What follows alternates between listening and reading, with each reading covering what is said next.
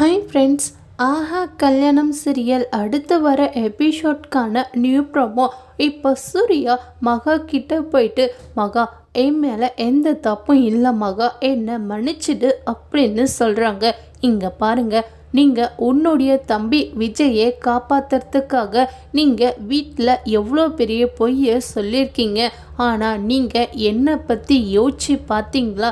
நீங்கள் என்னை எவ்வளவோ கஷ்டப்பட வச்சிட்டிங்களே, நான் இனிமே உங்களை மன்னிக்கவே மாட்டேன் அப்படின்னு சொல்கிறாங்க. இதை பார்த்து ராஜலட்சுமி கோடீஸ்வரி மகா கிட்ட வந்து, மகா சூர்யா மேலே இப்போ எந்த தப்பும் இல்லைன்னு தெரிஞ்சிடுச்சுல்ல, எப்பயாச்சும் நீ சூர்யாவை மன்னிச்சு ஏற்றுக்கிட்டு 2 பேரும் சந்தோஷமாக வாழணும் அப்படின்னு ராஜலட்சுமி சொல்கிறாங்க.